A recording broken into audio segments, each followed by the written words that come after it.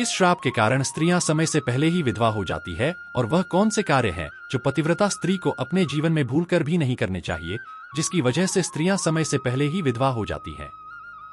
दोस्तों, यह सारी जानकारी हम आज आपको इस खास वीडियो में एक बहुत ही पवित्र एवं प्राचीन कथा द्वारा बताने का प्रयास करेंगे। तो दोस्तों, बिना देरी किए इस पवित्र कथा को शुरू करते हैं। एक बार माता लक्ष्मी भगवान विष्णु जी से पूछती हैं, हे प्रभु, शादी के कुछ समय बाद ही औरत विधवा क्यों हो जाती है? तो भगवान विष्णु कहते हैं, आज अचानक से आप मुझसे यह प्रश्न क्यों पूछ रही हो? तो माता लक्ष्मी कहती हैं, प्रभु, जब मैं आपसे मिलने के लिए आ रही थी तो मैंने पृथ्वीलोक में देखा कि 3 स्त्रियां जो आपस में सहेलियां थी और उनमें से 2 स्त्रियां समय से पहले ही विधवा होकर दुखी जीवन व्यतीत कर रही थी, जबकि उनमें से एक स्त्री सुहागन होकर के अपने पति के साथ सुखी जीवन जी रही थी। पृथ्वीलोक की यह बात देखकर मैं बहुत ही हैरान एवं चिंतित थी और मुझे समझ में नहीं आ रहा था कि एक स्त्री पति के साथ सुखी जीवन व्यतीत कर रही है और वहीं 2 स्त्रियां विधवा होकर दुखी जीवन जी रही हैं। यह दृश्य देखकर मेरे मन में 3 प्रश्न उठने लगे हैं। हे प्रभु, अब मैं आपसे यह चाहती हूं कि कृपया आप मेरे तीनों प्रश्नों के उत्तर देकर मुझे संतुष्ट कर दें। इस प्रकार माता लक्ष्मी की बात को सुनकर भगवान विष्णु कहते हैं, हे देवी लक्ष्मी, आप अपने मन में उठ रहे तीनों प्रश्न मुझे निसंकोच होकर बताओ। मैं उन तीनों प्रश्नों का उत्तर देने का प्रयास करूंगा ताकि आपके मन में पैदा हो रही शंका का समाधान आपको मिल सके और आपका मन संतुष्ट हो सके।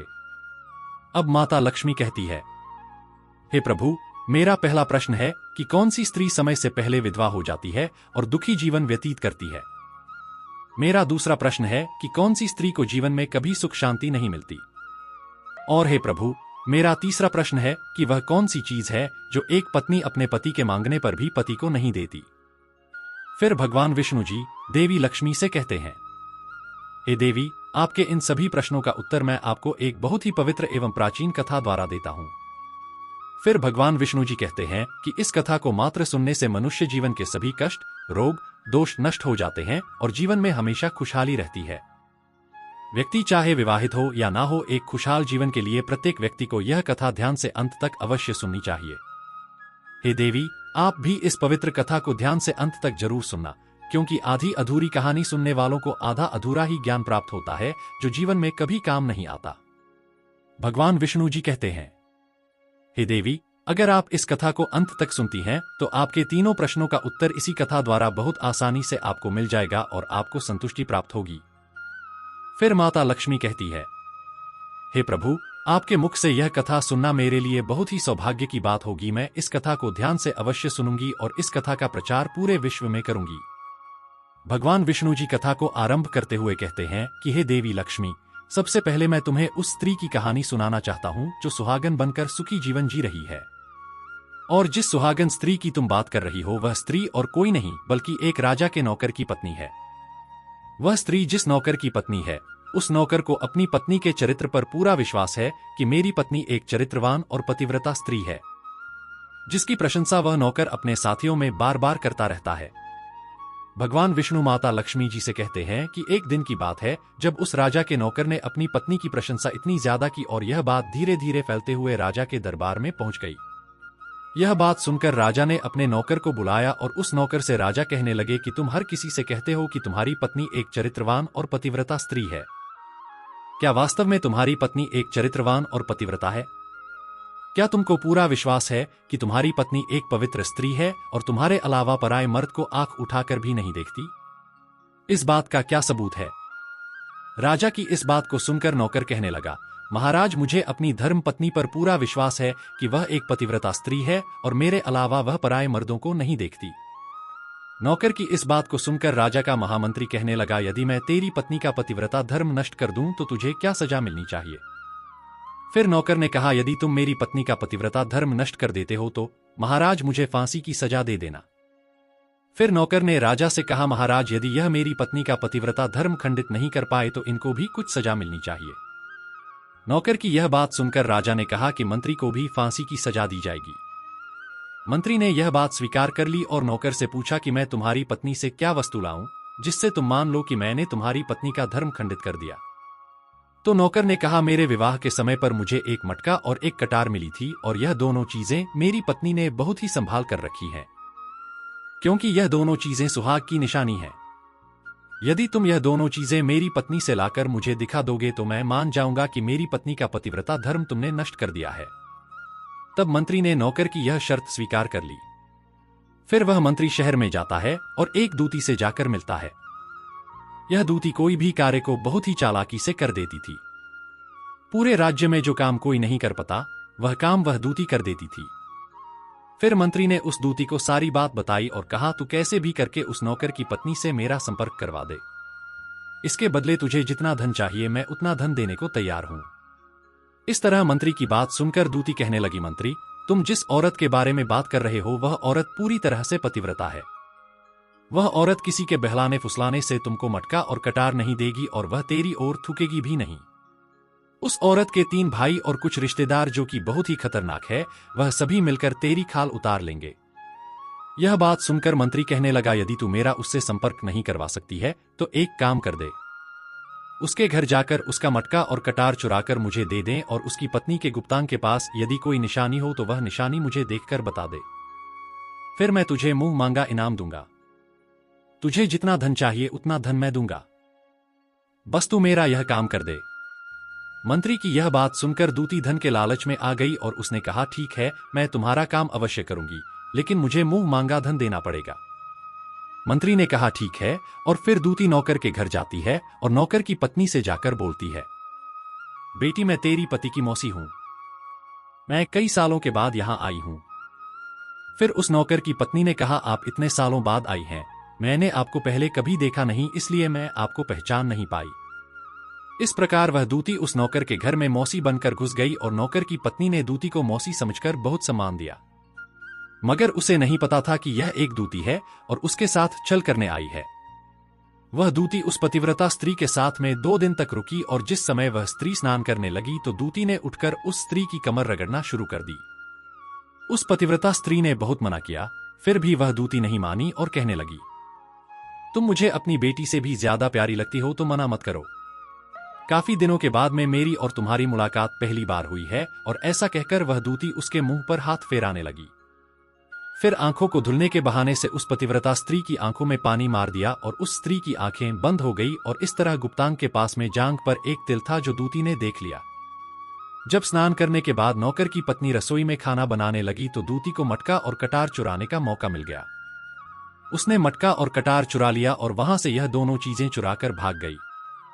फिर वह दूती सीधा जाकर मंत्री के पास पहुंची और उस मंत्री को मटका और कटार दे दिया और उस नौकर की पत्नी के जांघ पर तिल की निशानी है यह भी बता दिया।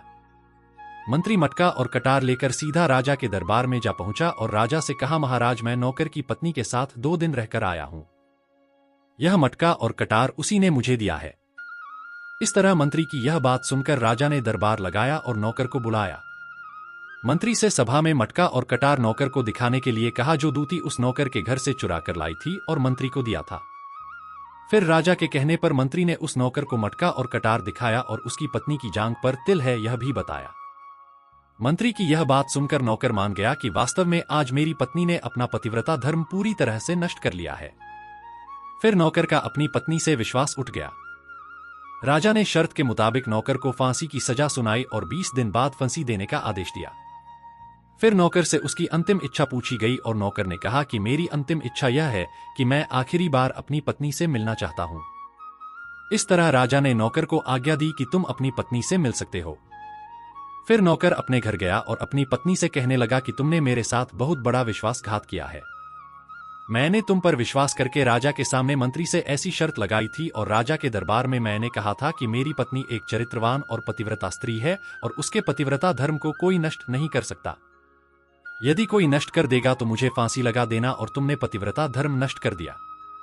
अब मुझे 20 दिन के बाद में फांसी दे दी जाएगी। तुमने मेरे साथ विश्वासघात किया है। नौकर की यह बात सुनकर उसकी पत्नी ने उसे दूती वाली सारी बात बताई, मगर नौकर को अपनी पत्नी पर विश्वास नहीं हुआ। फिर नौकर राजा के दरबार में पहुंच गया और राजा ने उसे कैद में डलवा दिया। अब नौकर की पतिव्रता पत्नी अपने पति को बचाने के लिए राजा के दरबार में जा पहुंची और राजा से अपने आप को नचनिया बताकर नाच दिखाने की आज्ञा मांगने लगी। स्त्री की सुंदरता देखकर राजा ने नाचने की आज्ञा दे दी। फिर सभी मंत्री सभा में उपस्थित होकर इस सुंदर स्त्री का नाच करवाने की पूरी व्यवस्था करने लगे। फिर सब मंत्री, महामंत्री, राजा आदि दरबार में उसका नाच देखने के लिए पहुंच गए और फिर उस नौकर की पतिव्रता पत्नी ने जब नाचना शुरू किया तो उसका नाच देखकर राजा बहुत प्रसन्न और मोहित हुए। फिर राजा ने कहा, तुम मुझसे क्या मांगना चाहती हो, मांगो। तुम जो भी मांगोगी मैं तुम्हें अवश्य ही दूंगा। फिर उस नौकर की पत्नी ने कहा, महाराज, आपकी सभा में एक चोर है जिसने मेरी सोने की अंगूठी चुराई है और आप उसे फांसी की सजा दे दीजिए। यह बात सुनकर राजा ने कहा, ठीक है, बताओ मेरे दरबार में तुम्हारा चोर कौन है, मैं उसको फांसी की सजा जरूर दूंगा।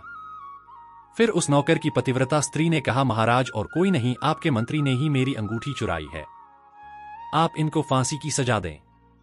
जैसे ही मंत्री ने सुना कि ये स्त्री मुझे चोर बता रही है तो तुरंत मंत्री कहने लगा, महाराज, मैं कसम खाकर कहता हूं कि मैंने इसकी अंगूठी नहीं चुराई है और मैंने इसे आज तक कभी देखा तक नहीं है, तो मैं इसकी अंगूठी कैसे चोरी कर सकता हूं।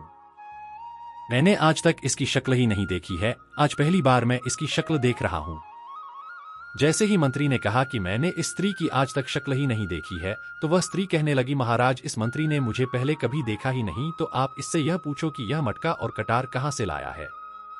फिर वह औरत कहने लगी कि मैं उसी नौकर की पत्नी हूं जो आपके यहां पर नौकरी करता है और आप मेरे निर्दोष पति को फांसी पर चढ़ाने वाले हैं, इसीलिए मुझे नचनिया बनकर आना पड़ा और अब मैं आपको इस मंत्री की पूरी सच्चाई सुनाती हूं। यह जो आपका मंत्री है, इसने मेरे पास में अपनी एक दूती को मेरी मौसी बनाकर भेजा था। उसने धोखे से मेरी जांघ के तिल का पता लगाया और उसी दूती ने यह मटका और कटार चुराकर इसको दे दिया। आपके मंत्री ने इसके बदले उस दूती को बहुत सारा धन दिया है। मेरे साथ यही छल हुआ है। महाराज, मैं आज भी पतिव्रता हूं। स्त्री की इस बात को सुनकर राजा ने दूती को बुलाया।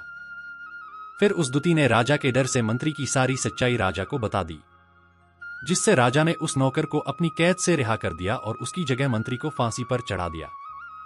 कहानी को आगे बताते हुए भगवान विष्णु कहते हैं, हे देवी लक्ष्मी, इस प्रकार उस नौकर की पतिव्रता स्त्री ने अंत में राजा से कहा, महाराज, मैं अपने पति से बहुत प्रेम करती हूं।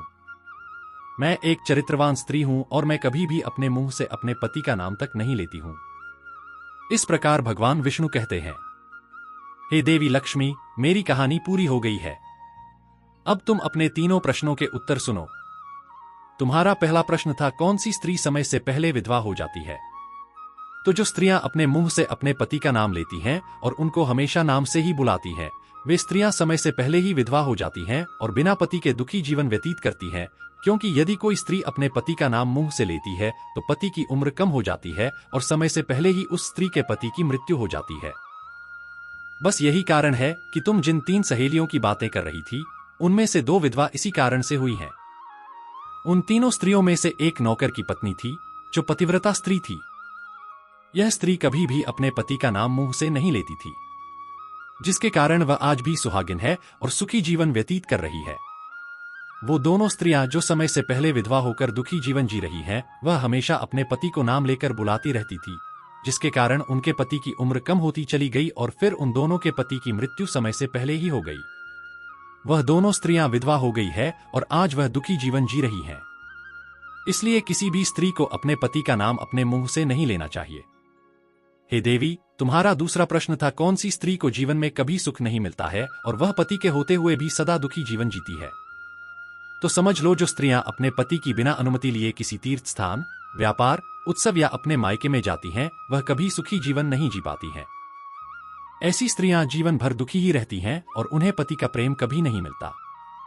भगवान विष्णु माता लक्ष्मी जी से कहती हैं, तुम्हारा तीसरा प्रश्न था कि ऐसी कौन सी चीज है जो एक पत्नी अपने पति को मांगने से भी नहीं देती है? तो समझ लो, वह चीज गाली है। एक संस्कारी और चरित्रवान स्त्री कभी भी अपने पति को गाली नहीं देती है। जो स्त्रियां अपने पति को गाली देती हैं, वह स्त्रियां कभी चरित्रवान नहीं होती और ऐसी स्त्रियां जीवन भर दुखी रहती हैं। उसके जीवन में कभी सुख नहीं आता और समय से पहले ही ऐसी स्त्रियां विधवा हो जाती हैं।